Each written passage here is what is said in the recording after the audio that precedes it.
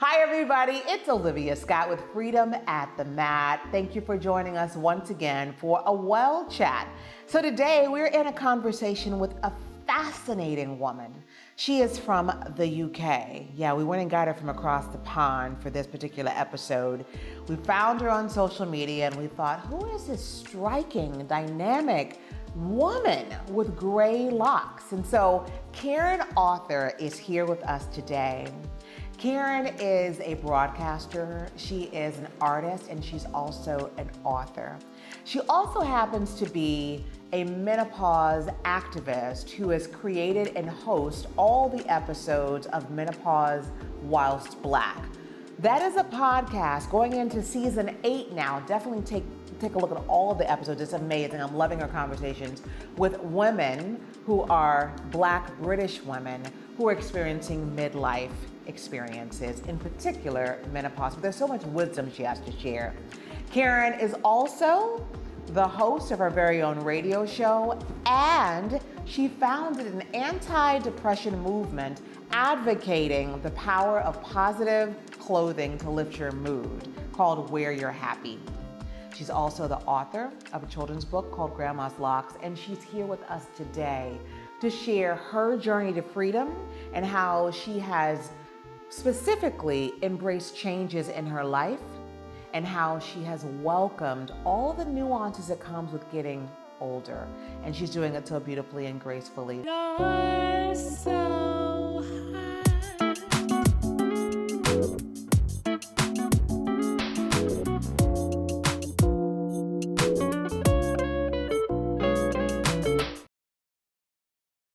What a wonderful intro. Thank you. Thank you for having me, Olivia. I'm very proud and pleased to be here. Karen, so good to have you. I'm gonna really step out for right now. I really just wanna let you do what you do. The first question I have for you is around menopause whilst Black.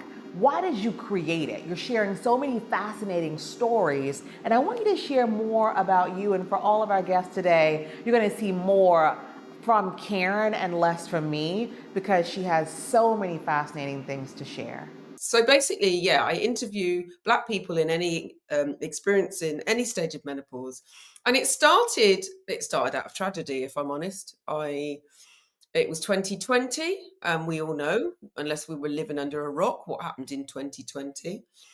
And at the time, I was a fashion creative, fashion designer, and I was actually at my kitchen table. I'd had to move out of my studio because we were in lockdown, and I was making masks. Anybody who could sew was making masks in, May, 2020, and isolated in my home. And two things happened that we were all captivated and attached to the TV, to the news. Was one that Amy Cooper weaponized her tears against Christian Cooper, who was the bird watcher in Central Park, and called the police on him. And then less than a day later, George Floyd was murdered at the hands of police officers. And those images, I couldn't get them out of my head. Now, the connection is that I knew that Black women start menopause 8.5 months up to 2 months earlier than our white counterparts in the global north. I knew that. And I also knew that stress can exacerbate menopause.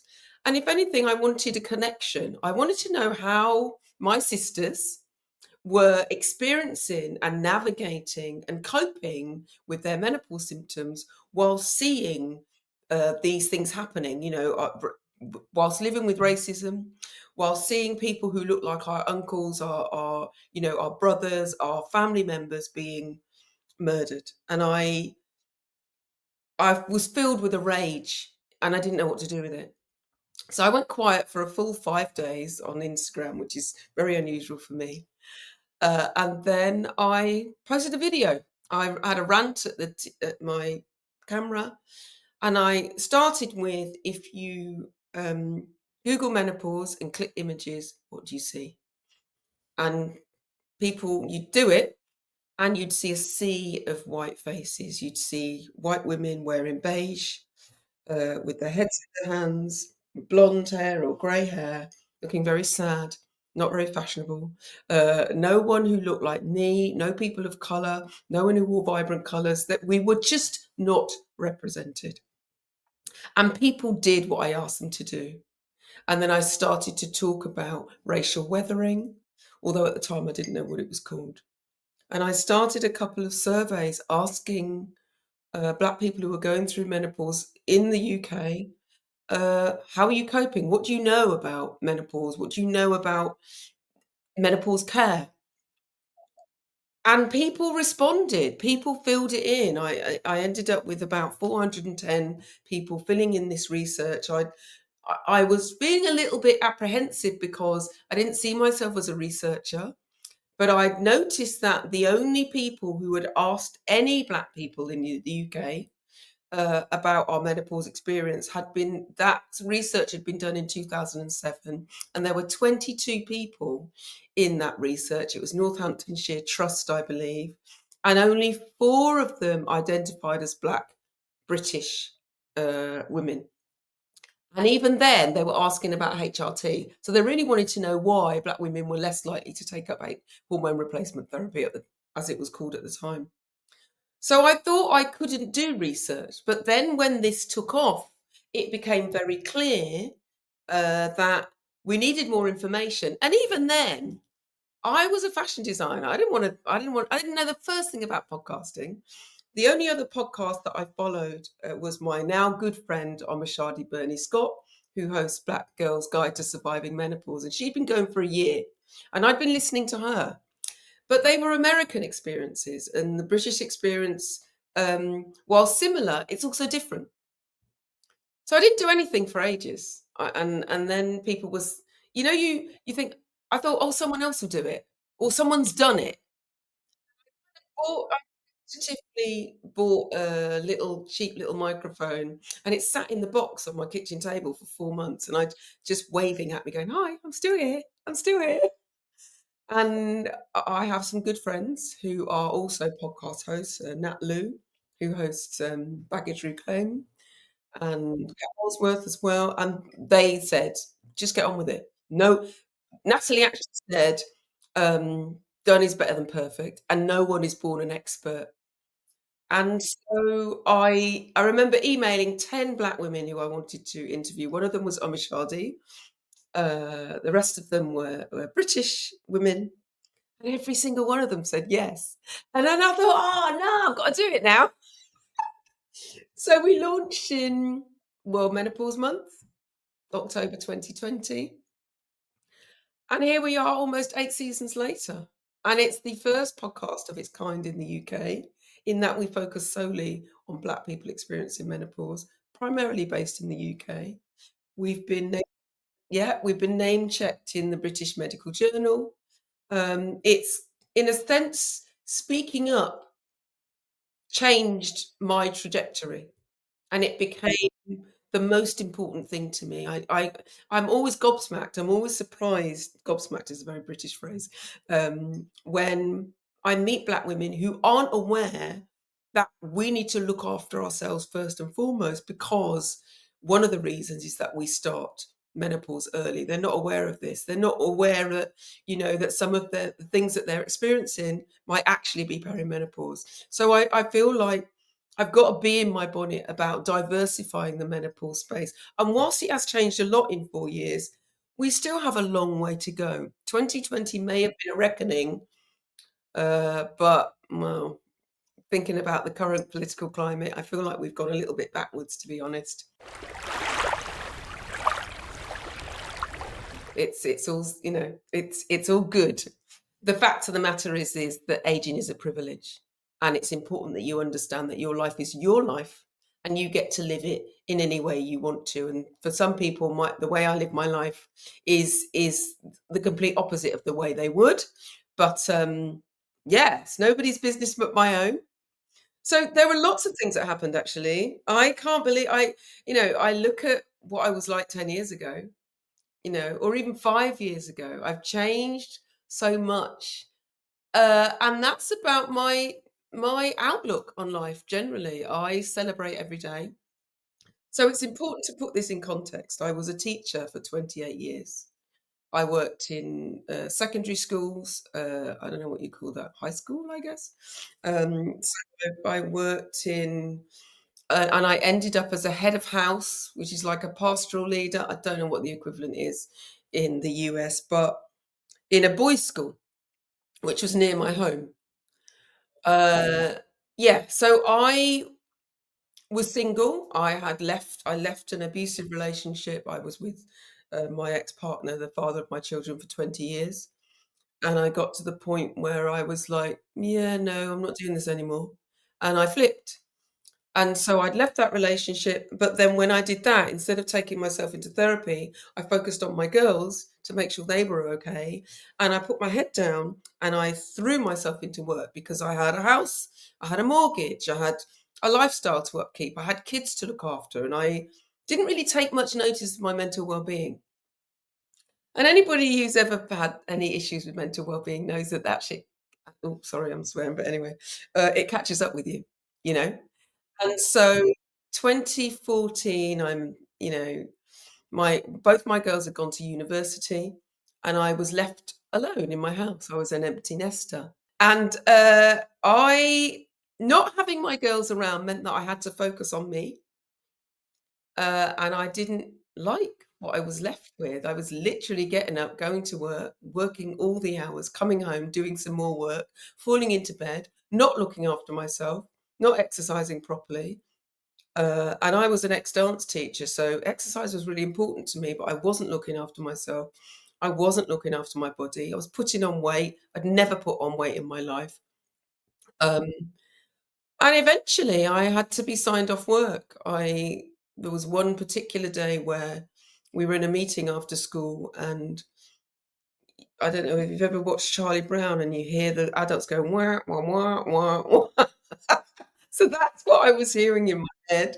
I had my laptop in front of me and I was mentally calculating how much work I'd need to take home, was half listening, and the fire bell went, the fire alarm went, and something snapped. And everybody dutifully went outside to the fire meeting point, and I went to my office, put my coat on, grabbed my laptop, grabbed my stuff, and left the building and walked past them. Just kept going. And I got home and I carried on working, I carried on working. I may have had something to eat. I didn't turn the lights on. The TV was on mute. And it got to about 8 o'clock, and I looked at the clock and I really wanted to go to bed. And I thought, if I go to bed now, it'll bring the morning closer quicker, and I'll have to get up and do it all over again. And I burst into tears. And I was crying and crying and crying and Googling depression symptoms all this time. I don't recognise that this is related to menopause. I don't reckon no one's talking about the links between mental well-being and menopause.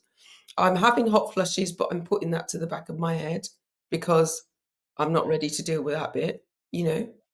Um, and I was ticking all the boxes. I was like, "Oh, man." And I had the wherewithal to think, "I need to call someone," but I deliberately didn't call any member of my family because I didn't wanna worry them.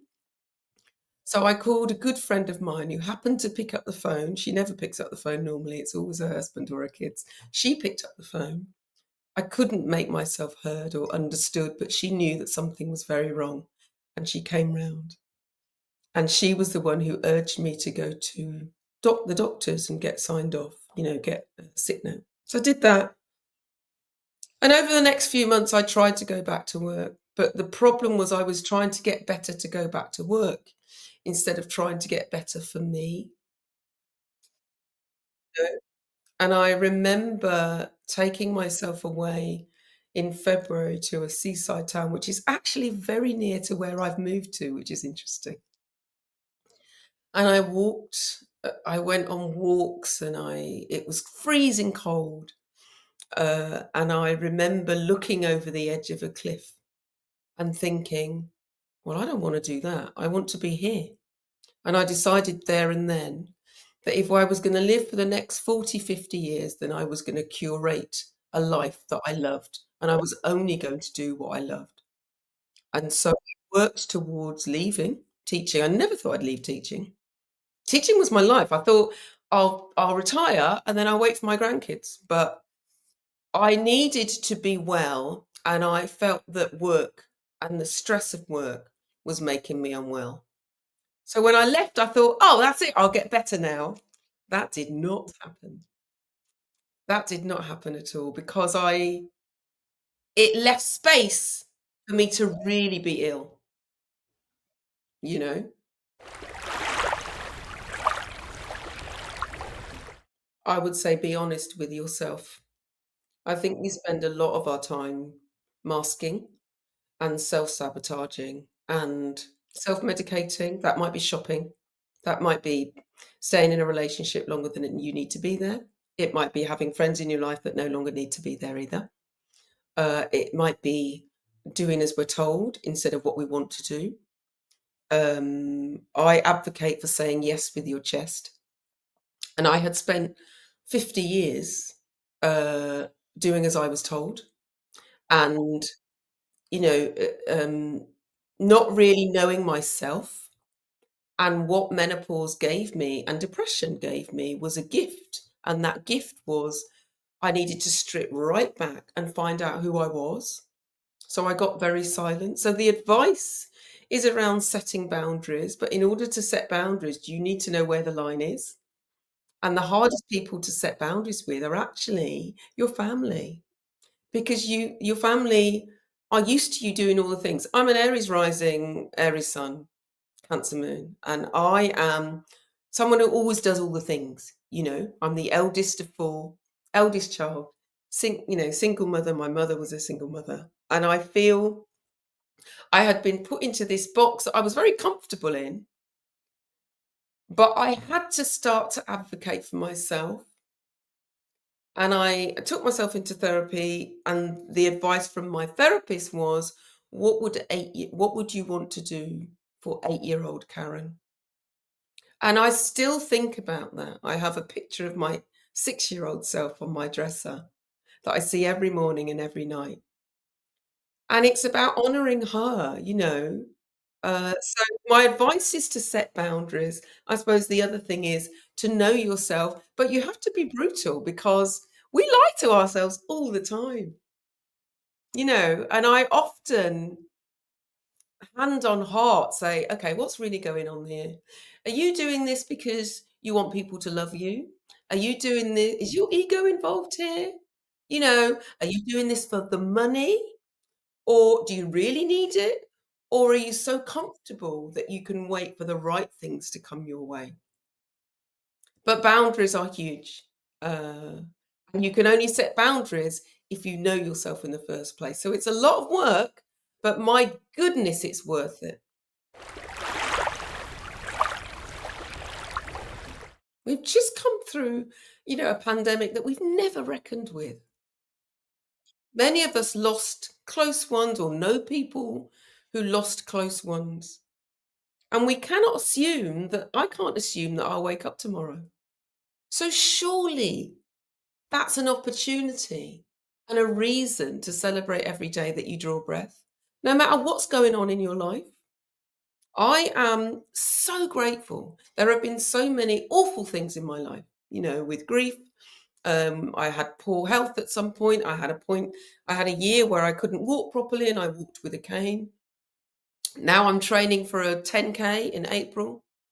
I feel that aging is something when people say, they give you a compliment, oh, you look so young.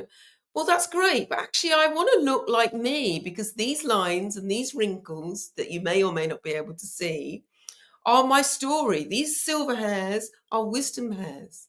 So I'm grateful that I'm here, and I wish that society, Western society, let's be clear here, honored our elders more because as we age, especially women, we have more to say, we have more experience, and yet society wants us to go invisible and be quiet. Are you mad? Not me, boy.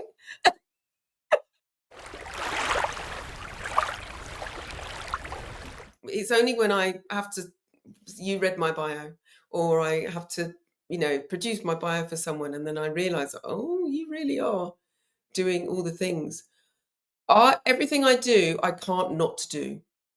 And I have so many ideas in the back of my head that I have to rein myself in sometimes, go, okay, Karen, finish this thing first. So with where you're happy was born from anxiety and depression. I love fashion. I love fashion. And I'd always been very stylish. But I dressed for others. I dressed for the validation of other people. I knew I looked good, but I felt better if someone told me I looked good, you know? And then when I moved into depression and I left teaching, one, half of my wardrobe was not fit for my new life. Two, I wasn't interested in wearing great clothes. I would wear black, baggy clothes, my hood up. I had long locks at the time. I never really styled my locks. I didn't want to go outside. As I started to move through my depression, I started to look at my wardrobe and use the clothing that I loved to help me get out of the house. So I would choose I like bright colors, but where you're happy isn't just about color. It's about wearing clothing that someone's given to you maybe, or that was gifted to you, or reminds you of a hot holiday that you wore it on, or someone's passed on to you, you know, or my friends have given to you, for example. Um, and I started to be much more intentional about what I wore. It just so happens colors, yellows, oranges, pinks make my eyes light up. And I coined it on the time at the time I was on Twitter before it was the hellscape that it is now. And I I would post pictures of my what I was wearing and hashtag it where you're happy. And I noticed when I went outside is that particularly women would compliment you. It'd be almost like I feel that when we dress the way we want to dress, that it empowers other women to do the same thing. I think that we're taught to save clothes for Sunday best, for example. But like I said before, every day is a cause for celebration. If you manage to get through a pandemic, then you need to dress accordingly, you know? And so I dress in clothes that I love. So Where You're Happy became a thing, and then I moved it to Instagram, and I all through lockdown, I dressed as if I was going to leave the house. So I would, except for I'd wear my slippers, but everything else, I dressed and I'd post it and I'd talk about it, and it wasn't for other people's validation. I love the way I dress. I love my style. So my approach to fashion has changed. I'm much more sustainable. I buy less from I don't want my clothes to end up in landfill. This is vintage, or I will buy from small independent designers, um, or I'll make it myself because I used to make clothes, so it's my thing, you know. So in terms of doing locks, grandma's locks came from my grandson. My grandson Kiko is 5 now, and I wrote a poem when he was born just before lockdown. So we move into lockdown, and I can't see my grandson, and I had all this love for this little boy. I didn't know what to do with it, and so I wrote a poem, and I happened to be speaking to someone who was my agent at the time, and again that was also serendipitous because she wasn't a children's book, agent. She ended up speaking to someone who was the commissioning editor for a big publishing house, sent her the poem, and the next thing you know, 5 years, 4 years later, we have a book that is doing very well in sales. And it's the most beautiful book illustrated by a young black illustrator called Camilla Rue. And it's basically a love story. It's a poem that celebrates the diversity of black hair. My grandson is mixed heritage. His hair moves in a different way to mine. I had long locks. So it's about celebrating our hair. Um, yeah, and I didn't mean to be an author. I didn't plan to do these things. I just go. I think it's really important to go where you love. I love words. I love creativity. The art came about because someone saw what I do on Instagram, and they commissioned me to create a piece for a massive statue of Queen Victoria in Liverpool that became a documentary on Sky Arts, which I absolutely loved. And I also love to do things I haven't done before because I think, well, I'm learning something. The podcast came about that way. The radio show Can We Talk came about that way.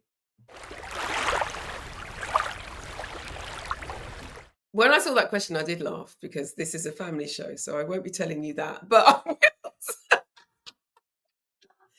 I will say, and this is important, I once took a coach trip from London to Scotland to see a friend perform in a play. And it took 8 hours. It was through the middle of the night and it was horrendous. I loved my friend, John D. And I only did it because I was trying to be cheap, because it was cheaper to go on the coach. I don't do that anymore. I am all about ease. So if I need to travel, if I need to do something, I will pay the money to be so that it is as easeful as possible. So that's what I would say. I was being cheap. There's no getting around it. I don't do that anymore. I wouldn't do that again. I would fly, or I would, get the train, just or drive or something. So that was that. Uh, I'm currently hosting the Joy Retreat Barbados, which is my baby, which is about gathering Black women in any stage of menopause and honoring, being able to share and hold space for them in Barbados. And that's in April, the 28th of April to the 5th of May. I want to keep doing that. It's going to be every 2 years. I want to write another book, whether it'll be a children's book or a book about menopause or a book about menopause whilst Black, or it might be something completely different. I plan to do more interviewing. I want to do more interviewing in person. I love amplifying the stories of Black folks. I just love it. I love the conversations and I love the connection. And I would love to do more of that. And then who knows? I've got a load of places to travel to. Maybe I'll come and visit you. Girl, it's still happening. It's ongoing. You have to. The thing about growth is that it's a muscle. You have to practice it every day. And there are some days I do not like my body, but I have done a couple of things to help me with that. One of them is I joined a burlesque class. So for my 62nd birthday, I did a burlesque show. There's nothing more empowering than taking your clothes off in front of a whole heap of friends and family and strangers. And I recommend it, if I'm honest, because I had to accept that my body is changing, you know, and I love it because of what it can do, not because of what it looks like. And I think that's been the journey for me. When I was a dancer, I looked a certain way, and I was proud of that, but now I'm proud of the fact that I can still move, and so it's an everyday, uh, story, let's just say.